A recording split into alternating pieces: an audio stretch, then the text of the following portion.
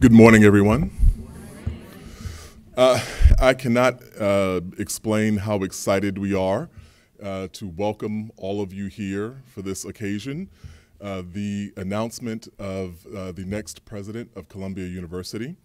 And I thought that, oh, by the way, I'm Jelani Cobb. I'm the dean. I forgot that. I'm Jelani Cobb. I'm the dean of the journalism school here. And I thought by way of introduction, I would say a little bit about the room and the building that you're in now. You're in Pulitzer Hall in the World Room. It is called the World Room because it's named after the newspaper that Joseph Pulitzer published, the New York World. And if you look over my shoulder, you'll see this stained glass mural of the Statue of Liberty. When I first came here, my first class that I ever taught at the journalism school was in this room. I kind of walked in, I started doing my things, I had my notes, I had everything prepared, and I was like, why is there's supposed to be the Statue of Liberty over here? In 1885, when France made the gift of the Statue of Liberty to the United States, there was an agreement that the French would deliver this amazing statue, and in turn, the Americans would build the pedestal that the Statue of Liberty was to stand upon. The French held up their end of the bargain, but for the Americans, it kind of became this civic project that no one wanted to take on, and it languished. And from his vantage point, Joseph Pulitzer, very keenly aware of his own immigrant roots, thought that this was going to be an embarrassment for the nation. So he ran a series of editorials saying that someone has to do something, we have to build this pedestal. And when that didn't work, he struck upon a brilliant idea. He said, this is a gift from the people of France to the people of the United States, so the people should build the pedestal. And he put a front page story saying that he would, for as little as a penny, he would print the names of every single person who donated money to build the pedestal. And in the course of just a few months, people sent in nickels, they sent in dimes, they sent in literal pennies, and had their names published in the New York World, which was then the newspaper of record. And that was how the pedestal for the Statue of Liberty was created. And this stained glass mural was made and was in the offices of the New York World before it came here. So that makes this room particularly fitting as a place to deliver welcomes.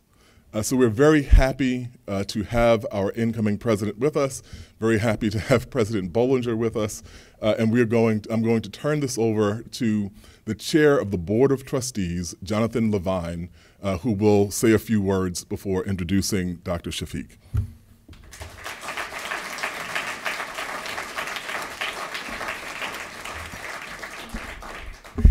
So, always tough to follow such an amazing leader and storyteller like Jelani, but we are honored to be here, and this room is truly distinctly Columbia. I do want to welcome so many people who are here today and on the live stream, distinguished guests, representatives of the university, our community, the elected officials around New York City, other academic leaders. You honor us all with your presence here today.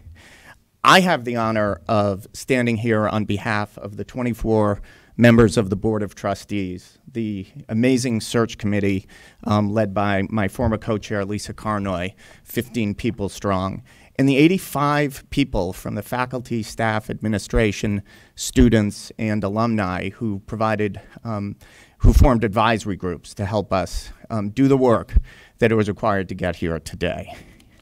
So we are here today partially to salute 20 years of service of Lee Bollinger, because we wouldn't be the university we are today were it not for what you have done over the 20 years since you started at Columbia.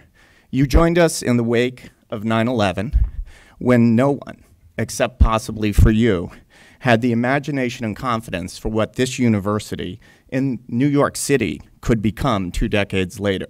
And today, both New York and Columbia are more resilient. So now you leave Columbia well prepared to face a new exciting period. And thanks to your groundbreaking vision and investments in science, medicine, humanities, social science, and physical space, we are stronger today. On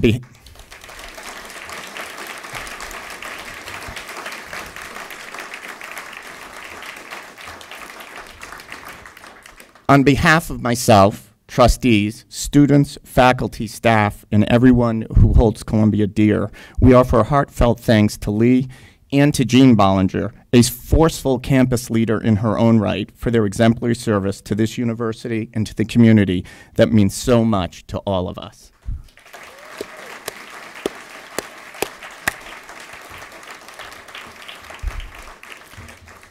So as the search was beginning in earnest last June, I got a call from Vice Chair Claire Shipman, and she remembered I was going to be in London.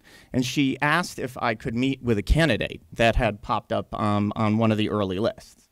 Now, the sarcastic side of me, I must admit, resisted all temptation to say, can't we find a president in the United States? But then I recalled how I was once asked to meet an unusual fellow Colombian who was a candidate with a similarly glowing, and I found myself at breakfast with Senator Barack Obama. So, recognizing that I should never just focus on conventional wisdom, I had breakfast with the leader of the London School of Economics and Political Science, Minouche Shafik. And from the first minute I met Minouche, you saw a real leader and somebody who had incredible empathy for her students, for her faculty, for the community, and all the work that she's done throughout the globe. First, I was blown away by how wildly prepared she was for a meeting she had found out about 3 days earlier. She showed up and asked me some of the most probing and hardest questions I've ever been asked about Columbia University. She appeared to know more in 3 days prep than I had accumulated in my 35-year association with the university. And she was obviously brilliant. We discussed science, we discussed politics, economics, and I was struck by her ability to talk about esoteric and complicated ideas without in any way seeming dismissive of other people's views or people who didn't know quite as much as she did. And as we got to know her, we saw that she was a spectacular listener. She internalizes what she hears before she speaks. She's truly interested in the other opinion, and she makes it a point to walk around and to solicit. She listens. And in that, she has a related gift, a calmness, a patience, and a cool-headedness. These are virtues that served her incredibly well during the exhaustive, and I dare say exhausting, 6-month search process she so graciously endured. And we learned as a group that she's uninterested in relitigating the past. She's engaged, but impatient with the present. She has a relentless focus on the future and how to reshape it. She told us in one of her interviews that she is eternally optimistic. She sees the challenges, but she has a deep-rooted confidence in the power of universities and humanity to prevail. That showed a fundamental understanding that universities exist to create, advance, and apply knowledge in the real world to solve pressing problems, disease, poverty, climate. And in every conversation, she led with students. She showed a deep empathy for the different journeys students took to get to these elite universities, as well as their experience once students. And she talked a lot about the work that she had done to improve student experience at LSE, and her deep commitment to DE&I at LSE and everywhere she has worked. She has just an incredible sense of fairness. And she brings a truly global perspective that will certainly benefit Columbia. She has experience on the ground in over 100 countries. She is a resident and lover of world-class cities, DC, London, and soon New York. And her wonderful husband, Raphael, is a pioneering climate scientist. He is so excited to be moving here that we've already issued him a Columbia Library card. And Minouche has talked to us that she can't wait to engage with New York City more broadly, and even referenced the full name of our university in early conversations, because we are Columbia University in the city of New York. And a note on the search committee. When you were asked to play any part in selecting the leader of a 268-year-old institution, you can't help but be somewhat humbled by the task. As I stand here today, I know our campuses right now, on our campuses, faculty are seeking to find cures for Alzheimer's and cancer. They are studying the root causes of racism and discrimination and seeking ways to address them. They are searching ways through science and policy to address climate change and its impacts. And members of our community are fighting to end hunger and homelessness. And this just scratches the surface of who we are and what we do here at Columbia. So in this search for our new president, we were determined to leave no stone unturned, to be as expansive, equitable, creative, and even at times unconventional. Which is why, in addition to honoring Minouche for her patience, I also honor the search committee led by Lisa Carnoy, which invested more than 400 hours in meetings for the search and the rigor of what they had to do. And that doesn't even include the time people spent preparing. The committee's work included fielding 600 nominations, having conversations with over 50 members of the faculty, deans, and administrators to understand what they were expecting in the job, convening 4 advisory groups I mentioned before with input from faculty, administrators, students, and alumni, implementing 4 campus-wide surveys of faculty, students, and research officers, generating over 5,000 responses, including over 85 members of the community representing every single school in the process. Many of you are here today, and we thank you for that. And we solicited input beyond our campus. We called leaders in the New York community, other educational institutions. As I said, we wanted to leave no stone unturned. And finally, we conducted in-depth interviews with the most competitive candidates, which accounted for about 30% of the 400 hours we spent together as a search committee. And the search committee is still speaking to each other. So the result is our diligence paid off. We found the individual who will set Columbia on the course of a new transformative era. In the final stages of the interview process, after she emerged as a leading candidate, Minouche clinched the job when she shared her vision for higher education. She said, universities must be a critical force for good. They must champion knowledge development to advance society's long-term gains. Simply put, Minouche presented a compelling and exciting view of what 21st century universities need to do to be the best versions of themselves for generations to come. She saw in Columbia not only the potential to continue to be one of the great 21st century universities, but actually voiced an obligation to lead the way. So it is my honor to introduce the 20th president of Columbia University, Minouche Shafik.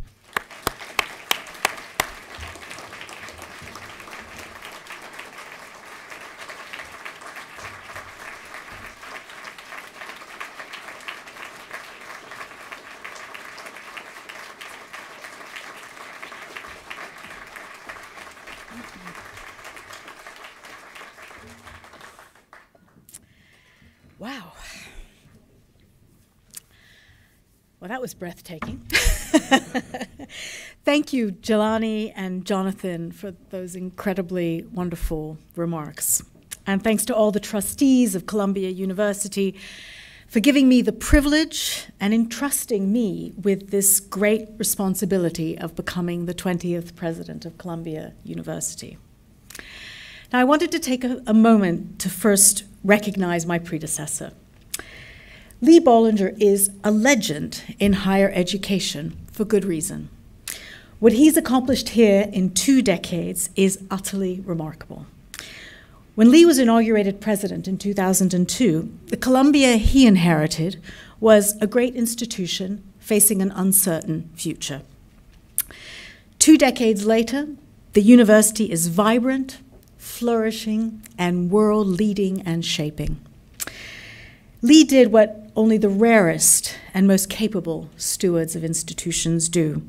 He showed great respect for the traditions passed down over 268 years, while simultaneously modernizing the institution and preparing it for what comes next. He created space, both figuratively and literally, for students and faculty to explore ideas and to generate knowledge so urgently needed to confront the world's most vexing challenges. On a personal note, I wanted to thank Lee and Jean for showing such kindness and generosity to me and my family as we prepare for this new adventure in our lives. Maybe you could join me in thanking him again.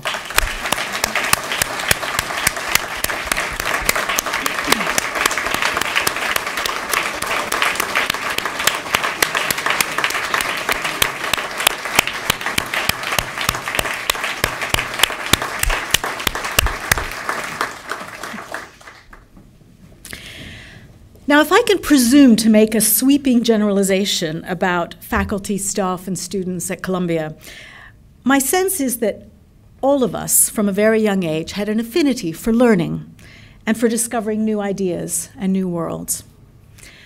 For me, as a girl, my affinity for learning was fostered through my love of books. When I was 4, my family fled Egypt, where I was born, and we spent the next 11 years traveling and moving around the southeast of the United States, where I attended about 10 different schools in Florida, Georgia, and North Carolina. Some good, some not so good. That peripatetic experience was largely because I was a child of the desegregation era. And when you're always the new kid, in a new town, at a new school, books become your constant friends. They certainly became mine. I remember reading Jane Goodall and wanting to be an anthropologist. And now here I am, just steps away from the oldest anthropology department in the United States. I was fascinated by the Watergate scandal and read All the President's Men, which made me want to be a journalist and fight for truth and justice. And today I address you in the World Room of Pulitzer Hall, home to one of the world's greatest journalism schools. One of my earliest favorites was a book called From the Mixed Up Files of Mrs. Basil E. Frankweiler, by the children's author E.L. Konigsberg. It follows the stories of the siblings, Claudia and James Kincaid, as they ran away from home and took refuge in the Metropolitan Museum of Art here in New York. And while I expect to have some stressful days here at Columbia, I hope it doesn't come to that. But that insatiable appetite for learning instilled in me was more than just a childhood passion. It was a lifeline. When my family left Alexandria, where I was born in the early 1960s, my father, who like his father had a PhD in chemistry, said to me, "They can take everything away from you except your education." And for a family that was forced to start over, education was our salvation, just as it was for the many students at Columbia, students who come from parts of the world which are plagued by conflict or grinding poverty, who return home from Columbia with educations that enable them to plant seeds for democracy and opportunity. Students who are disadvantaged here in the US because of their race, their faith, their class, their gender, or sexual orientation, who go on to overcome discrimination and thrive. Our life experiences, particularly as children, can launch us on paths we never imagined. Looking back on my younger self, I can now see that the discipline I chose to study, economics, was inevitable. Economics for me helped me to explain my past and helped me make sense of questions like why some countries are rich and others are poor, and why some people are rich or poor, and what can be done to address those injustices and challenges that are faced in all societies that thwart opportunity for all. So it was with great enthusiasm and a little bit of humility that I was keen to take what I had learned from the University of Massachusetts at Amherst, the London School of Economics, and later Oxford into the real world, in the hope of making a positive impact on society. Just out of university, I was hired as a junior economist at the World Bank, working on their first ever report on the environment and helping Eastern European countries overcome the legacy of communism. My time at the IMF coincided with the high-stakes Eurozone debt crisis. Working for the UK government, I led a rethinking of foreign aid to focus less on geopolitical interests and more on reducing poverty in the poorest countries in the world. And at the Bank of England, I led work to tackle misconduct in financial markets after the banking crisis. And along this endlessly interesting and challenging journey, I discovered the many ways that complex and sometimes arcane economic theories affect ordinary people's lives. And the greatest satisfaction for me came from translating the life of the mind into real life. At the London School of Economics, I took the helm at a time when it became abundantly clear that we needed to re-evolve and adapt the higher education model. And I asked myself the same question that I asked today at Columbia. What makes a university great?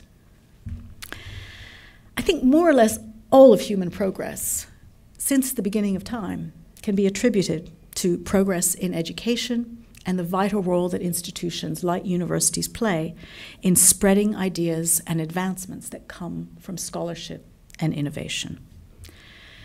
For me, attracting and retaining the world's greatest scholars is the foundation on which everything else is built. Great teaching, great research, social impact, reputation, and philanthropy.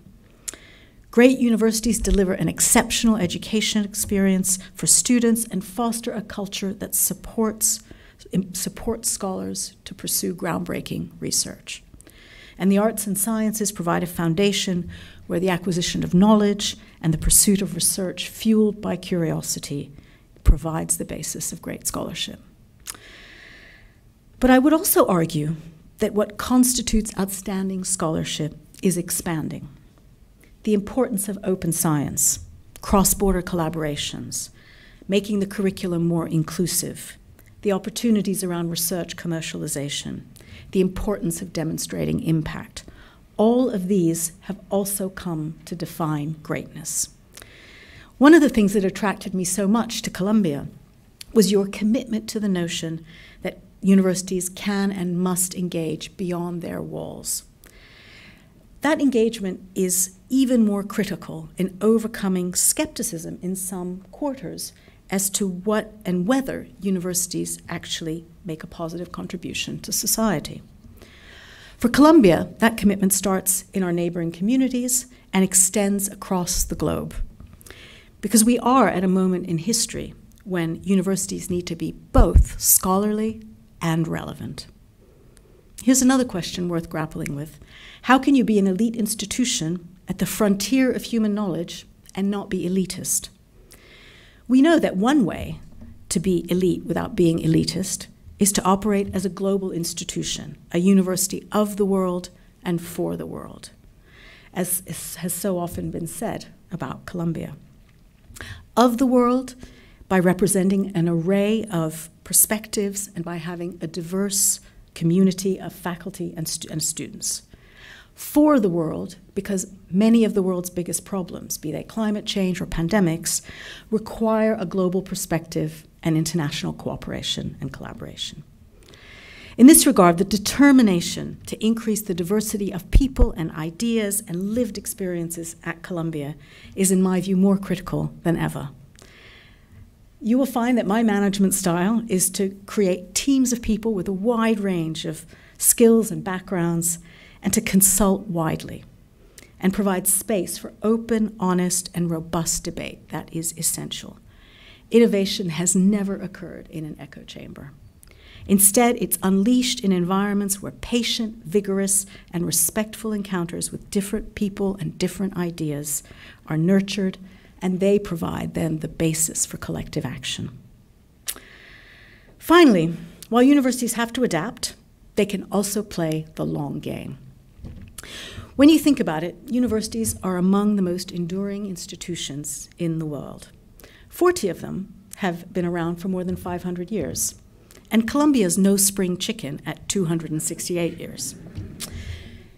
Universities have survived plagues and wars and political upheaval.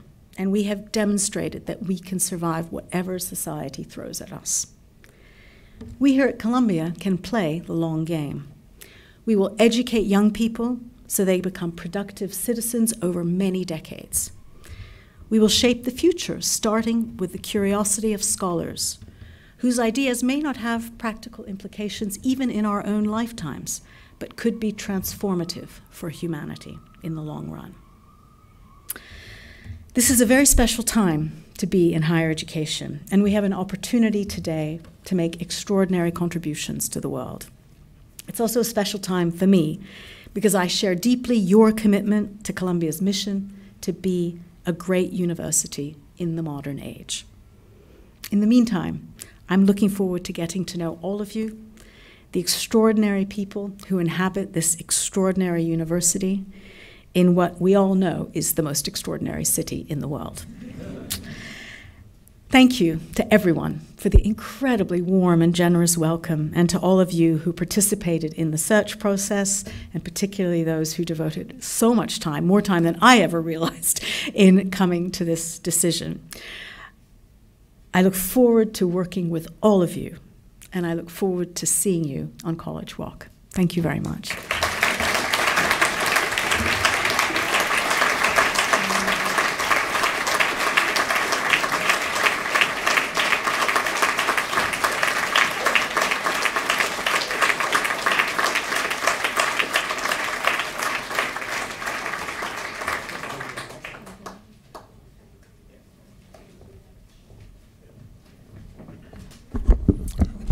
Thank you, everyone, for coming out today.